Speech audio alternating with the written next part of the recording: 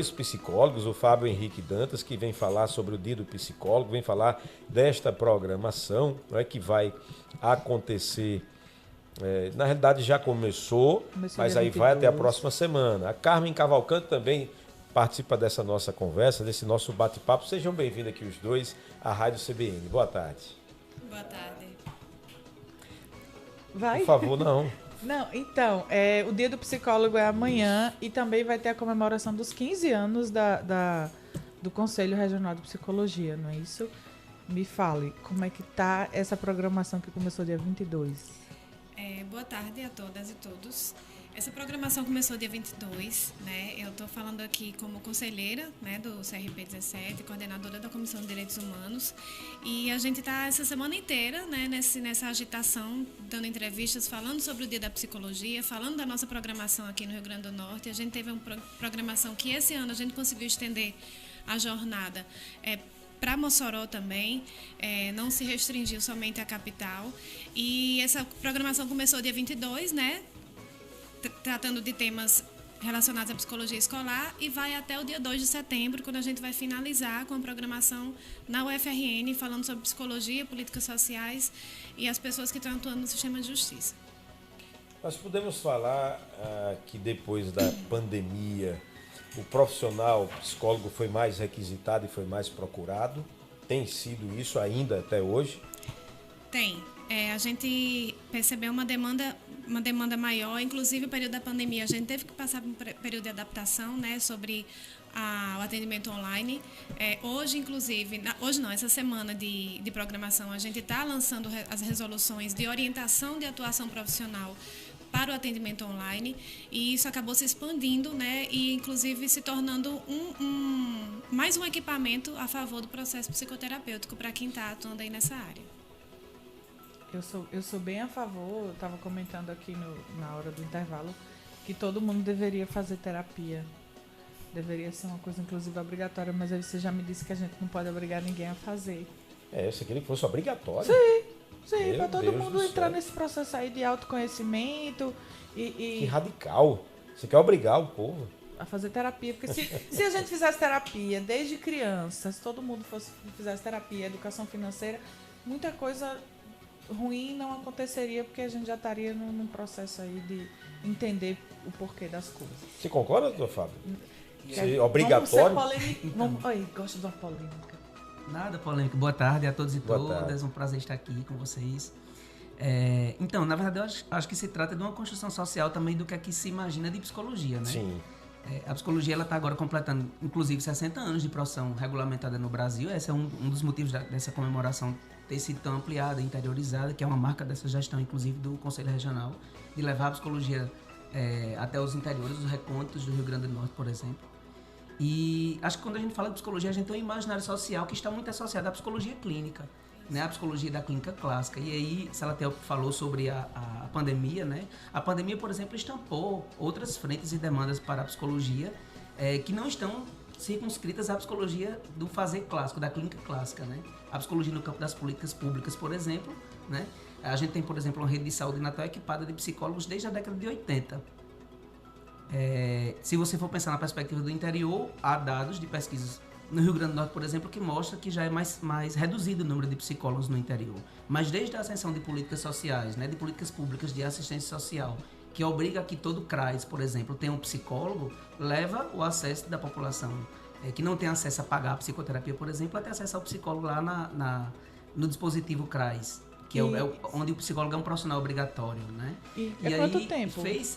A pandemia estampou a necessidade e fez com que a gente percebesse que há também outras áreas da psicologia que não são só a perspectiva da clínica clássica, né? E Carmen, pode falar. Não sei se respondi. Sim. Porque a gente tenta desconstruir uma psicologia, na verdade, né? Ainda é um tabu, não é? Sim. Há muito tabu em relação à busca pelo processo Quem psicoterapêutico. deve ir, né? Quem deve buscar? Todos podem buscar. Não, eu não digo devem, mas todos podem, né? Mas a desconstrução que a gente vem fazendo não só nesse sentido, no sentido de desconstruir que quem procura psicólogo é quem está precisando de ajuda. A gente não precisa estar precisando de ajuda, não precisa, vou usar essa expressão, mas eu sou super contra. Você está fazendo terapia porque você é doido? Não, estou fazendo terapia porque é um processo que me ajuda, o autoconhecimento me ajuda a me fortalecer enquanto sujeito social. Mas, para além disso, a gente tenta desconstruir esse lugar tradicional da psicologia, que é o que o Fábio está falando, né? A gente tem uma perspectiva, a sociedade, de modo geral, todo mundo que fala comigo diz assim, você atende onde? Aí eu respondo, eu nunca atendi. Nunca fiz atendimento clínico, porque eu sempre atuei em uma outra perspectiva de psicologia. Eu atuo na área social, a gente atua na perspectiva de combater as violações de direitos humanos. A gente atua nos CRAs, nos CREAS, a gente atua no hospital, a gente atua na escola, a gente atua nas unidades prisionais, a gente atua... temos hoje a psicologia do esporte, a psicologia numa amplitude muito grande. Então, há necessidade de a gente desconstruir esse lugar da psicologia como o setting terapêutico, né? É essencial, principalmente porque a população que está na periferia não tem acesso ao setting terapêutico.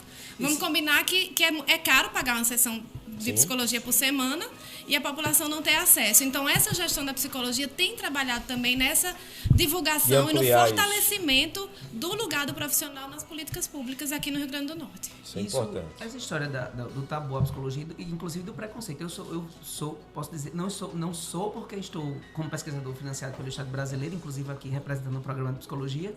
No momento não estou em nenhuma atuação. Eu fui psicólogo clínico, fui psicólogo social. Já estive no CREAS, já estive na clínica e já estive na formação. Fui professor por 5 anos.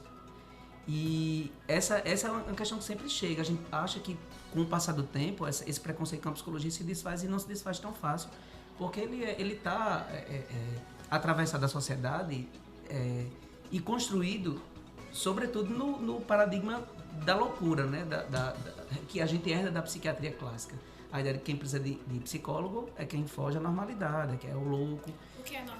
Do que é normal, né? Foi a pergunta que Carmen fez na hora do intervalo e eu fiquei assim, não tem nem como responder, porque o normal é uma coisa que o que é normal para mim não é para você, é subjetivo.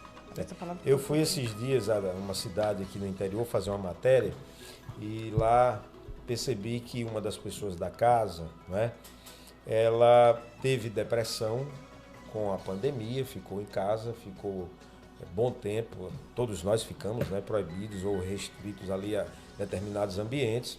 Uma família muito pobre, muito simples do interior, 4 pessoas moram na casa. Essa senhora ficou meses sem tomar banho, passava meses sem fazer higiene pessoal, sem cortar o cabelo, né, completamente perturbada. E eu percebi isso. E na tentativa de ajudar a família de algumas maneiras, eu fiz um contato lá com o secretário de saúde da cidade, perguntando lá a respeito do atendimento lá do CAPS, né, para que ela pudesse ser acolhida ali. E a prefeitura, inclusive, vai fazer isso, né, vai escrevê-la nesse programa para que ela possa ser atendida, acompanhada por um psicólogo, receber todo o tratamento e tal.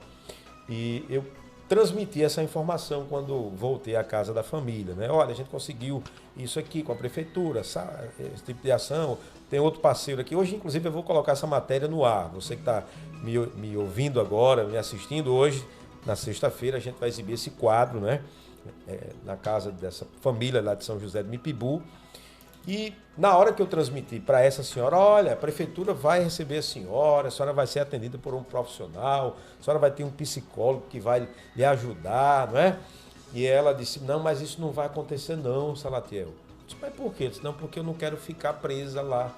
Ela achava que ia para um manicômio.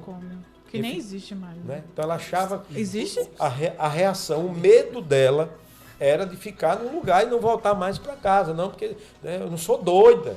Então ela estava com essa reação, né? Infelizmente é uma coisa que eu acho que é uma dificuldade da profissão de vocês, de chegar, eu olhando aqui de fora, de chegar onde é mais difícil, né?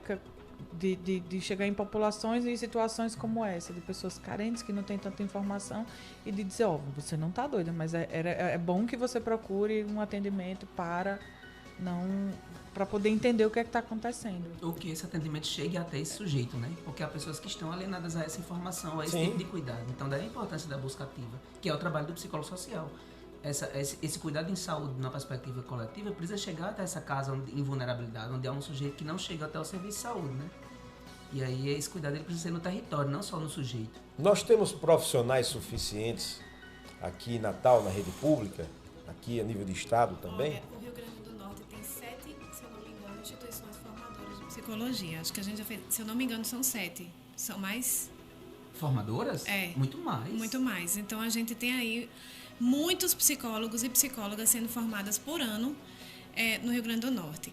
O que a gente precisa fortalecer aliás, a gente precisa pressionar o poder público para a realização de concursos. A gente tem leis que garantem necessariamente a presença de psicólogos e psicólogas nas escolas. Isso é lei já, a gente precisa implementar essa lei. A gente ganhou isso na Câmara Federal, a gente já está trabalhando isso tanto no Poder Legislativo dos municípios como aqui no Estado, né?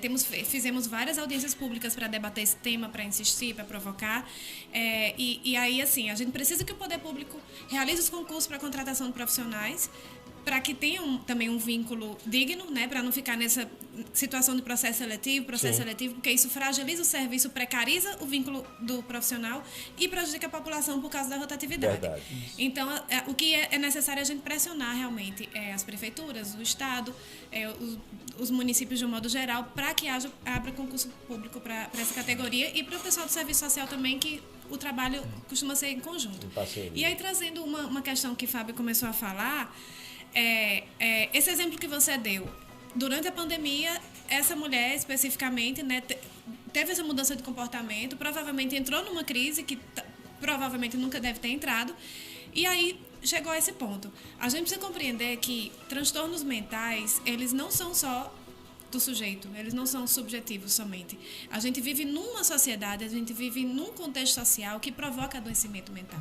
A gente vive num sistema individualista que preconiza a concorrência, que preconiza a própria noção de sucesso, né? O que é sucesso e o que é fracasso. E nós somos cobrados e cobradas o tempo inteiro a produzir. Tem que ser campeão o tempo todo, né? Exatamente. Tem que ser o número 1. E isso causa, né, adoecimento mental. Essa semana eu estava dando uma entrevista sobre assédio moral. E o assédio moral é um tipo de perseguição no ambiente do trabalho, né? E que vai provocar uma queda na produtividade do trabalho, vai provocar uma série de adoecimentos mentais. Então, a gente precisa compreender que o sujeito, por exemplo, né, se faz muita discussão sobre o suicídio, por exemplo. O sujeito que tenta suicídio não necessariamente é o sujeito que está com depressão. A gente precisa descolar isso, a sociedade precisa entender que essa relação não é direta. Né? Às vezes, é um momento da vida que o sujeito está passando que faz com que ele tenha uma queda na sua produção de vida, né? E acabe tendo pensamentos suicidas ou chegando ao ato. Ou seja, transtornos mentais, situações como essas precisam ser analisadas de forma contextualizada. Perfeito. Bom, obrigado aqui pela presença dos dois, hoje conversando a respeito do Dia do Psicólogo, dessa programação que vai até a semana que vem. Né? Eu peço para vocês aí mais uma vez deixarem aí os detalhes de quem pode ir, como pode ir, o que tem que fazer para essa programação da próxima semana. Essa programação é bem diversa, né? Ela é voltada especificamente, né, para profissionais da psicologia. Sim. E estudantes de psicologia.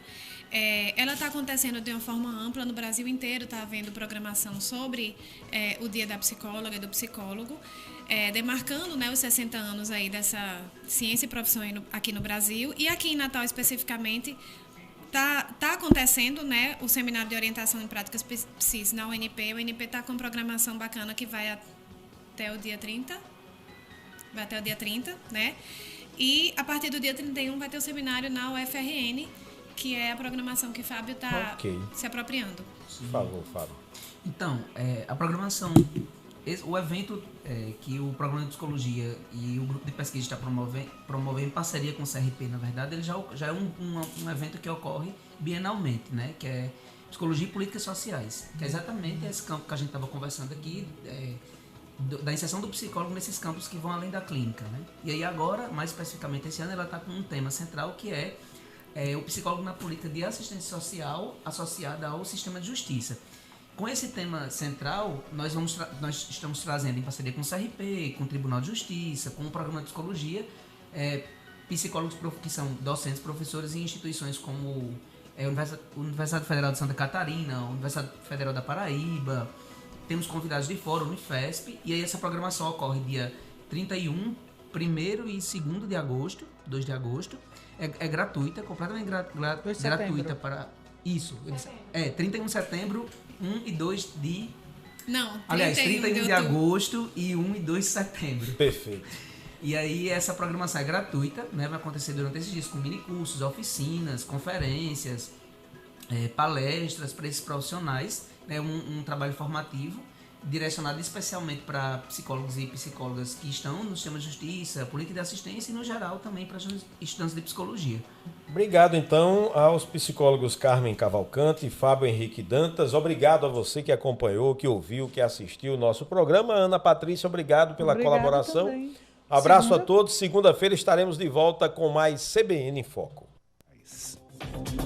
O Partido Governista de Angola, do presidente João Lourenço, venceu as eleições gerais com pouco mais de 51%